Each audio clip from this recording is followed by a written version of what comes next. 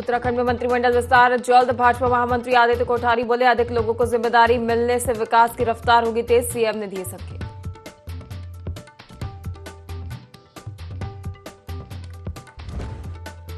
उत्तरकाशी की तामाखानी टनल में तेज पानी का रिसाव, आपदा की आशंका। पूर्व सीएम हरीश रावत ने जताई चिंता। डीएम ने जल विद्युत निगम और सिंचाई विभाग से की जांच रिपोर्ट तलब। देवप्रयाग विधानसभा को मिली सौगात, इंडोर स्टेडियम के लिए 9.4 करोड़ का बजट मंजूर। विधायक विनोद कंडारी की पहल पर पहले किस्त 3.40 करोड़ जारी।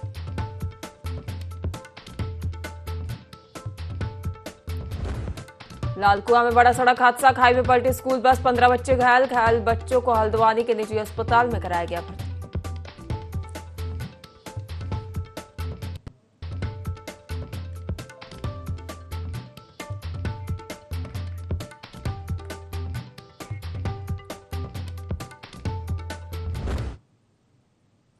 नमस्कार, IND 24 में आप सभी का बहुत बहुत स्वागत है। आपके साथ मैं हूं पल्लवी परिहार और आप देख रहे हैं देवभूमि लाइव। बुलेटिन की शुरुआत करेंगे बड़ी खबरों के साथ।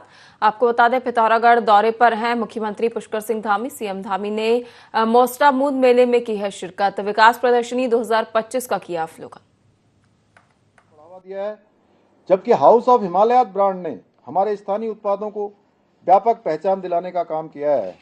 इसके अलावा हम state millet mission, farm machinery bank, apple mission, नई पर्यटन नीति, नई फिल्म नीति, home stay, wed in Uttarakhand जैसी योजनाओं के माध्यम से अपनी स्थानीय अर्थव्यवस्था को मजबूती प्रदान करने का कार्य कर रहे हैं। इन योजनाओं से न राज्य में केवल रोजगार के अवसर बढ़ रहे हैं, बल्कि पर्यटन और कृषि के क्षेत्र के संभावनाओं के अनेक द्वार खुल रहे हैं। इतना ही नहीं, हमने राज्य के हित में कई ऐतिहासिक निर्णय भी लिए हैं, जिन्हें पूर्व की सरकारों ने अपने राजनीतिक स्वार्थों के चलते ठंडे बस्ते में डाल दिया था। हमने जहां एक और देश में सबसे पहले समान नागरिक संहिता का कानून लागू करने का भी ऐतिहासिक कार्य किया है, वहीं देश का सबसे प्रभावी नकल विरोधी कानून भी लागू किया है, जिसके परिणाम स्वरूप उत्तराखंड में पिछले 3.5 वर्षों में लगभग 25,000 से अधिक युवाओं ने सरकारी नौकरियां प्राप्त करने में सफलता प्राप्त की है। इतना ही नहीं, हमारी सरकार देवभूमि उत्तराखंड के सांस्कृतिक मूल्यों और डेमोग्राफी को संरक्षित रखने के प्रति भी पूरी तरह से संकल्पबद्ध होकर काम कर रही है। इसी संकल्प के साथ हमने प्रदेश में जहां एक और सख्त धर्मांतरण रोधी कानून लागू किया है, वहीं दंगा रोधी कानून लागू किया है और लैंड जिहाद, लव जिहाद और थूक जिहाद जैसी घृणित मानसिकताओं के खिलाफ कठोर कार्रवाई भी सुनिश्चित की है। हमने प्रदेश में लैंड जिहाद पर कड़ी कार्रवाई करते हुए 7,500 एकड़ से अधिक सरकारी भूमि को लैंड जिहादियों से मुक्त कराया है। इसके साथ ही हमने करीब 250 अवैध मदरसों को सील करने के साथ ही 500 से अधिक अवैध संरचनाओं को भी हटाया है। इतना ही नहीं, अभी हाल ही में हमारी सरकार ने राज्य में नया कानून लागू कर मदरसा बोर्ड को भी समाप्त करने का निर्णय लिया है। यही नहीं, हम प्रदेश में एक सख्त भू कानून भी हमने लागू किया है, जिससे राज्य की मूल स्वरूप के साथ खिलवाड़ करने वालों के खिलाफ सख्त कार्रवाई सुनिश्चित की जा सके। इसके अतिरिक्त हमारी सरकार द्वारा राज्य में सनातन संस्कृति को बदनाम करने वाले पाखंडियों के विरुद्ध भी ऑपरेशन कॉलनेमी के माध्यम से सख्त कार्रवाई की जा रही है, जिसके अंतर्गत कई बांग्लादेशी घुसपैठियों को भी पकड़ा गया है। भाइयों बहनों, आदरणीय प्रधानमंत्री श्री नरेंद्र मोदी जी ने पिछले दिनों समस्त देशवासियों से आह्वान किया है। आज के इस अवसर पर मैं आदरणीय प्रधानमंत्री जी का संदेश हमारे जन जन तक पहुंचे, घर घर तक पहुंचे, एक एक व्यक्ति तक पहुंचे, इसके लिए आप सबसे आज मेरे पिथौरागढ़ जनपद के सभी भाइयों बहनों से, माताओं बहनों से यह आह्वान करना चाहता हूं कि सभी भारतवासी स्वदेशी उत्पादों का अधिक से अधिक उपयोग करें, जिससे आत्मनिर्भर भारत का संकल्प और मजबूत हो सके और सशक्त हो सके। मुझे प्रसन्नता है कि इस मेले में हमारे स्वदेशी उत्पादों की कई स्टॉल लगी है, जिसमें हमारे स्थानीय कारीगर, शिल्पकार, किसान और महिला समूह द्वारा निर्मित उत्पादों को प्रदर्शित किया गया है। आज के अवसर पर मैं आप सभी से आग्रह करना चाहता हूं कि आप सभी आदरणीय प्रधानमंत्री जी के स्वदेशी अपनाओ, देश को मजबूत बनाओ के मंत्र को आत्मसात करते हुए अधिक से अधिक स्वदेशी उत्पादों का उपयोग करें। हमारे देश में एक पेन की निब से लेकर अंतरिक्ष यान तक सब कुछ स्वदेशी रूप से बनाने की क्षमता है। हमें अब संकल्पित होकर प्रत्येक वस्तु को खरीदने से पहले यह देखना होगा कि वह स्वदेशी है, विदेशी है। यदि हम स्वदेशी वस्तुओं को प्राथमिकता देंगे तो हमारा ये कदम न केवल हमारे कारीगरों को, किसानों और उद्यमियों को सशक्त बनाएगा, बल्कि आत्मनिर्भर भारत के संकल्प को भी मजबूती प्रदान करेगा। बोलिए, अपनाएंगे ना स्वदेशी वस्तुएं? अपनाएंगे? जरा मुझे हाथ दिखाई कम दे रहे हैं यहां से। हाँ, बहुत बढ़िया। बनाएंगे ना देश को मजबूत? चलिए अगली खबर की ओर बढ़ेंगे, जहां मंत्रिमंडल विस्तार को लेकर प्रदेश की राजनीति में एक बार फिर हलचल तेज हो गई है। भाजपा के प्रदेश महामंत्री आदित्य कोठारी ने कहा है कि मुख्यमंत्री ने स्वयं स्पष्ट किया है कि मंत्रिमंडल का विस्तार शीघ्र किया जाएगा। वर्तमान में 12 सदस्यीय मंत्रिमंडल में सिर्फ 7 मंत्री काम कर रहे हैं, जिसमें 4 पद अभी रिक्त हैं। कोठारी ने कहा कि छोटे से प्रदेश में यदि ज्यादा लोग जिम्मेदारी संभालेंगे तो प्रदेश के विकास में तेजी आएगी। मुख्यमंत्री भी पिछले कुछ दिनों से लगातार ये संकेत दे रहे हैं कि मंत्रिमंडल विस्तार पर गंभीर चर्चा चल रही है और जल्द ही इसका विस्तार किया जाएगा।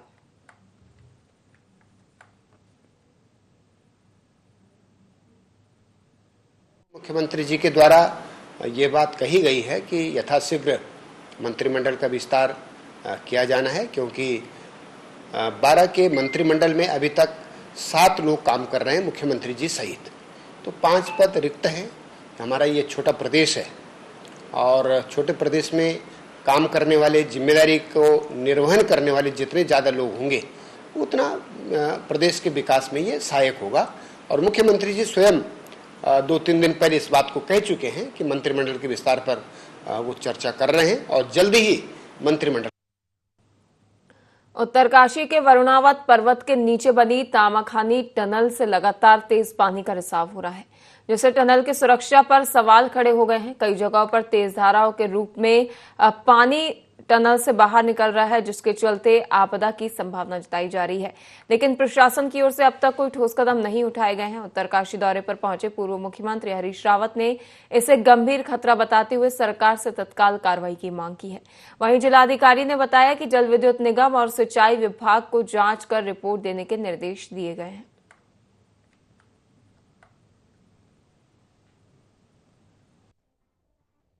जब वो सुरंग बननी शुरू हुई थी तो उस समय तक सरकार बदल गई थी। माननीय मुख्यमंत्री खंडूरी जी मुख्यमंत्री बने थे। खंडूरी जी इस जिद पे अड़ गए थे। उन्होंने कहा था कि जो पैसा 6.5 करोड़ रुपया आपको तामाखानी सूट के लिए, ट्रीटमेंट के लिए मैंने मतलब सैंक्शन है, उससे 1 रुपया हम आपको ज्यादा नहीं देंगे। तो 6.5 करोड़ से 9 करोड़ रुपए इस सुरंग में खर्चा आया और उस समय तक, उसके बाद ये क्या करा गया कि वो उसके बाद पैसा नहीं दिया गया, तो सिंचाई विभाग ने उसके बाद ये कंक्रीट लाइनिंग की है। वो लाइनिंग जो है प्रॉपर तरीके से होनी चाहिए थी। और आज जो ये नासुर बन गई सुरंग, उसका कारण यही है कि वो कंक्रीटिंग जब होती है तो उसके बाद वो फुल प्रूफ होती है, उससे एक बूंद पानी अंदर नहीं आता है। तो ये काम जब सिंचाई विभाग ने करवाया था तो जो कंक्रीट लाइनिंग होती है, गैंट्री चलती है, उसमें बिल्कुल बहुत तरीके से वो सब जुगाड़बाजी कर करके इसका प्लास्टर किया गया है, जो आज नासुर बन गया उत्तरकाशी के लिए। ये वरुणावत वाला मामला चिंताजनक हो रहा है और मैं राज्य सरकार से आग्रह करना चाहूँगा कि वरुणावत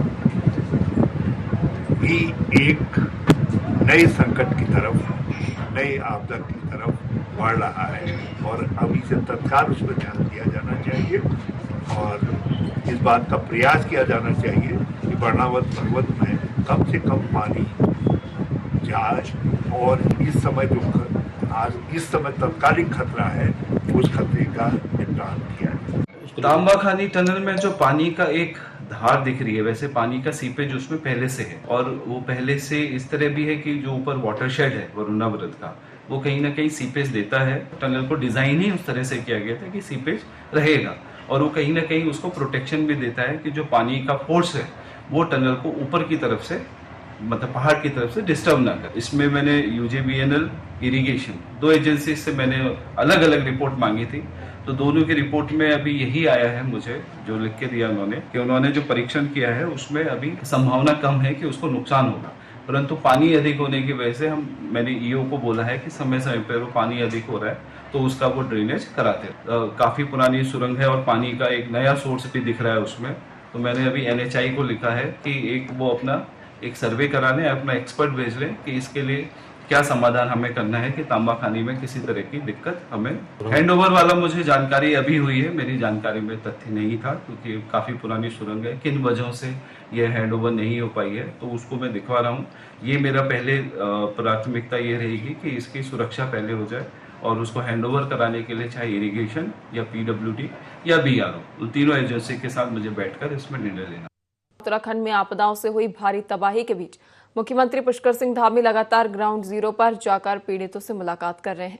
भाजपा मीडिया प्रभारी मनवीर चौहान ने बताया कि मुख्यमंत्री न केवल प्रभावितों की समस्याएं सुन रहे हैं बल्कि अधिकारियों को 24 घंटे अलर्ट मोड पर रहकर नुकसान कम करने के निर्देश भी दे रहे हैं।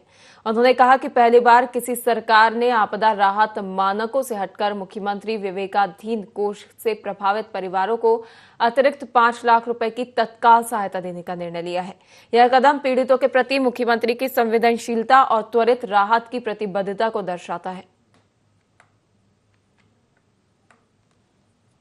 देखिए, हमारा प्रदेश पूरी तरह से आपदाग्रस्त हो रखा है और जिस प्रकार से प्रत्येक क्षेत्र में आपदा से नुकसान हुआ है, आदरणीय मुख्यमंत्री जी स्वयं ग्राउंड जीरो पर जाकर के आपदा पीड़ितों से मिल रहे हैं, उनकी समस्याओं को सुन रहे हैं और अधिकारियों को 24 घंटे अलर्ट मोड पर उन्होंने रखा है कि किसी भी प्रकार से जहां पर भी कोई आपदा, किसी प्रकार की ऐसी घटना घटती है तो वहां पहला प्रयास सरकार का ये है कि किसी भी प्रकार की जनहानि न हो और नुकसान कम से कम हो। इसके लिए सभी मशीनरी को अलर्ट मोड पे रखा गया है और आदरणीय मुख्यमंत्री जी जिस प्रकार से आपदा पीड़ितों से ग्राउंड जीरो पर जा करके उनकी विपदाओं को सुन रहे हैं, उनकी परेशानियों को सुन रहे हैं और उनके अनुसार उसके समाधान की भी वो कोशिश कर रहे हैं। और मैं ये भी कहना चाहता हूँ कि पहली बार कोई मुख्यमंत्री इतनी संवेदनशीलता के साथ आपदा पीड़ितों से मिल रहे हैं, जिनके नुकसान हुए हैं चाहे उनके परिवार। खबर देहरादून से है, जहां लंबे समय से क्षेत्र के युवाओं को खेलों के लिए बेहतर सुविधाएं देने के प्रयासों के बाद आखिरकार अब बड़ी खुशखबरी मिली है। देवप्रयाग विधायक विनोद कंडारी की पहल पर देवप्रयाग विधानसभा में इंडोर स्टेडियम के निर्माण के लिए सरकार ने 9 करोड़ 4 लाख रुपए का बजट पास कर दिया है, जिसमें से 3 करोड़ 40 लाख रुपए की पहली किस्त भी जारी कर दी गई है। विधायक विनोद कंडारी ने बताया कि इस परियोजना के लिए लगभग 100 नाली भूमि सरकार को उपलब्ध कराई गई है। इसके अलावा एक अन्य इंडोर स्टेडियम का निर्माण भी 12,000 वर्ग फीट क्षेत्र में किया जा रहा है। आवश्यक तकनीकी औपचारिकताएं पूरी होने के बाद इसका काम भी जल्द शुरू होगा। उन्होंने कहा कि आज खेल के माध्यम से नौजवान अपने करियर को नई दिशा दे सकते हैं। ऐसे में क्षेत्र के बच्चों को उच्च स्तरीय खेल सुविधाएं उपलब्ध कराना बेहद जरूरी है। स्टेडियम बनने के बाद छात्रों को स्थानीय स्तर पर ही अभ्यास करने और अपनी प्रतिभा को निखारने का अवसर मिलेगा। इस खुशखबरी से देवप्रयाग के युवा और छात्र वर्ग में उत्साह का माहौल है। स्थानीय लोगों का कहना है कि इस कदम से न केवल खेलों को बढ़ावा मिलेगा बल्कि क्षेत्र का नाम भी राष्ट्रीय स्तर पर रोशन होगा। के माध्यम से भी नौजवान अपना कैरियर बना सकता है। तो हमने देखा स्कूलों के प्रोग्राम होते हैं तो उसमें बहुत सारी दिक्कतें होती हैं बच्चों के लिए। तो मैंने ये कॉन्सेप्ट लाया कि भाई इसमें अपनी विधानसभा में इंडोर स्टेडियम किस तरीके से बनाया जाए और मैंने इसकी घोषणा जो है पिछले साल मुख्यमंत्री से कराई थी और आज ये कहते हुए मुझे बड़ी खुशी हो रही है कि उसके लिए सरकार ने 9 करोड़ 4 लाख रुपए सैंक्शन कर दिए और उसमें प्रथम किस्त जो 40% की होती है 3 करोड़ 40 लाख रुपए से जारी कर दिया। लोगों ने 100 नाली जमीन मैंने उत्तराखंड सरकार को वहाँ पर दी है और दूसरा इंडोर स्टेडियम हमारा जो है भारत सरकार से बन रहा है, खेलो इंडिया के तहत बन रहा है कितने नगर में, उसके हमने जमीन दे दी, सब कुछ सैंक्शन उसकी आ गई है। उसमें एक टेक्निकल एक कागज हमने भारत सरकार को भेजना, लगभग 10 करोड़ उसके भी हमारे पास आने वाले हैं क्योंकि इंडोर स्टेडियम उसमें जो है टेबल टेनिस हो गया, आपको बैडमिंटन हो गया, कबड्डी का हो गया, जो इंडोर स्टेडियम। हरिद्वार के कनखल स्थित रामकृष्ण मिशन अस्पताल से मानवता को झकझोर देने वाली घटना सामने आई है, जहां 16 से 17 वर्षीय बालिका की मृत्यु के बाद परिजन शव को ले जाने के लिए एम्बुलेंस लाए थे, लेकिन आरोप है कि अस्पताल गेट पर तैनात गार्ड ने एम्बुलेंस को अंदर जाने से रोक दिया और चालक से अभद्र व्यवहार किया, जिससे मजबूर होकर परिजनों को मृतका का शव हाथों में उठाकर अस्पताल गेट तक लाना पड़ा और फिर एम्बुलेंस में रखना पड़ा। इस अमानवीय घटना से परिजन और स्थानीय लोगों में आक्रोश व्याप्त है और अस्पताल प्रशासन के खिलाफ उनकी ओर से विरोध किया जा रहा है। वहीं मामले को लेकर उच्च अधिकारियों से भी शिकायत की गई है, जिसके बाद मामले की गंभीरता को देखते हुए सीएमओ हरिद्वार डॉक्टर अस्पताल प्रबंधन से स्पष्टीकरण मांगा गया है और दोषी पाए जाने पर कड़ी कार्रवाई की जाने का आश्वासन भी दिया है। माध्यम से आया है और कि वहाँ पर रामकृष्ण मिशन में एक मरीज की डेथ हो गई थी और उसको एम्बुलेंस को गार्ड ने अंदर नहीं जाने दिया है। उस पर अभी मैं उनका स्पष्टीकरण ले रहा हूँ कि क्या रीजन था कि मृत्यु के उपरांत भी किसी व्यक्ति को परेशान किया गया है। जनपद बागेश्वर के ज्वाला देवी वार्ड में गुलदार की मौजूदगी से हड़कंप मच गया। पूर्व प्रशासनिक अधिकारी बालम बिष्ट के घर पर लगे सीसीटीवी कैमरे में गुलदार की हरकतें कैद हो गई। वीडियो में गुलदार घर की सीढ़ियों और गैलरी में चहलकदमी करता हुआ नजर आया, जिससे परिवारजन और स्थानीय लोगों में दहशत है। इस घटना का वीडियो सोशल मीडिया पर तेजी से वायरल हो रहा है। वार्ड मेंबर नीमा जोशी और स्थानीय निवासियों ने नगरपालिका से आबादी वाले क्षेत्रों और अंधेरी गलियों में सोलर स्ट्रीट लाइट लगाने की मांग की है। वहीं वन विभाग से गश्त बढ़ाने और पिंजरा लगाकर गुलदार को पकड़ने की अपील की गई है।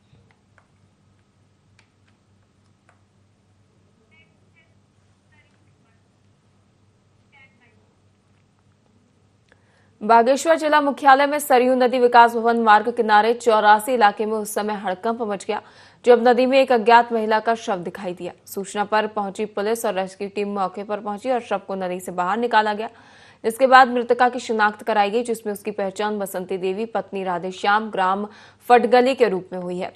पुलिस ने शव को कब्जे में लेकर आवश्यक कार्रवाई शुरू कर दी है।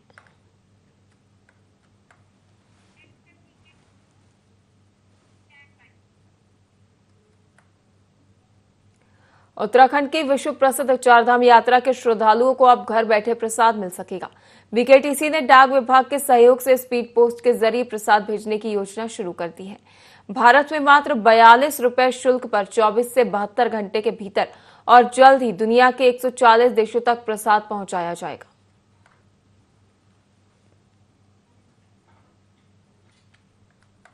हमने जो है कि भारतीय पोस्टल सर्विस पोस्ट ऑफिस के साथ में एक एमओयू किया है कि पूरे 140 देशों के अंदर, क्योंकि आज बद्रीनाथ केदारनाथ जी जो है भारत नहीं पूरे विश्व का धाम है और पूरी दुनिया से यहाँ पर तीर्थयात्री आता है।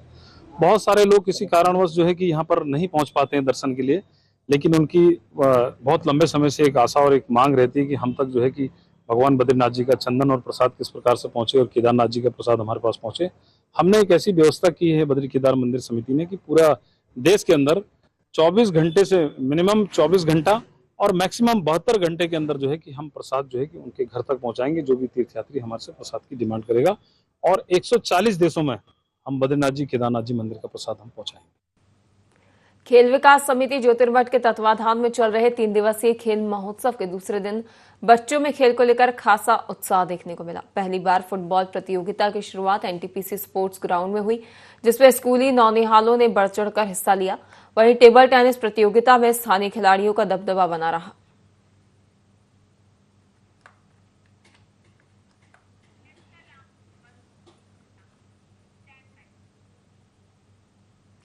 लालकुआं से खबर सामने आ रही है, जहां पर लालकुआं में एक बस हादसा हो गया है। आपको बता दें कि क्षेत्र के पदमपुर देवलिया गांव का ये मामला बताया जा रहा है, जहां बीएलएम एकेडमी स्कूल की बस जिसमें 35 बच्चे सवार थे, दूसरी बस को साइड देने के प्रयास में अनियंत्रित होकर सड़क किनारे खाई में पलट गई।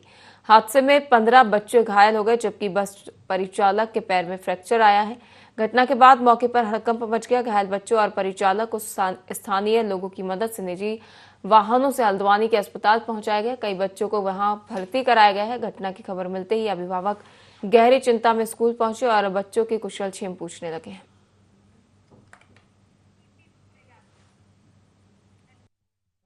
प्रभु की कृपा ऐसी रही कि बहुत बड़ा हादसा होने से आज बच गया। बस में 40 बच्चे थे रामपुर रूट के, और जो है पूरी खाई में गिरी है, 20 फीट गहरे खाई में। अच्छा है बारिश के वजह से पानी भी नहीं था इसमें, नहीं तो बच्चे पानी में डूब के कहीं हो सकता था। जितने भी स्कूल की बसें हैं, ये बसें बहुत स्पीड में चलती हैं, बहुत स्पीड इनकी रहती है। आज भी वही ओवरटेक एक दूसरे के जो है आमने सामने निकलने की वजह से ये हादसा हुआ है। धैर्य किसी में नहीं था, और वो गाड़ी सैमफोर्ड वाली यहाँ से नीचे से निकली और नीचे से बच्चों को लेके 40 बच्चों को लेके BLM की गाड़ी भी आई और वो न उस गाड़ी में ब्रेक लगे न इस गाड़ी में लगे और गाड़ी बढ़ते हुए आगे जो है खाई में गिर गई।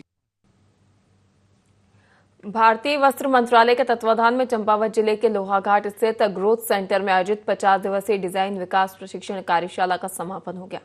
यह कार्यशाला लौह शिल्प पर आधारित रही, जिसमें जिले के 30 से अधिक महिला पुरुष शिल्पियों ने भाग लिया। समापन अवसर पर वन विकास परिषद के उपाध्यक्ष एवं दर्जा मंत्री श्याम नारायण पांडे ने कहा कि इस प्रशिक्षण से शिल्पियों को आधुनिक साज सज्जा और सेविनियर उत्पाद बनाने में दक्षता मिली है। इससे वे भविष्य में स्वरोजगार की दिशा में कदम बढ़ा सकेंगे। दर्जा मंत्री ने कहा कि यह पहल प्रधानमंत्री के लोकल फॉर वोकल के संकल्प को साकार करती है और स्थानीय शिल्पियों को आत्मनिर्भर बनाने में मददगार साबित होगी।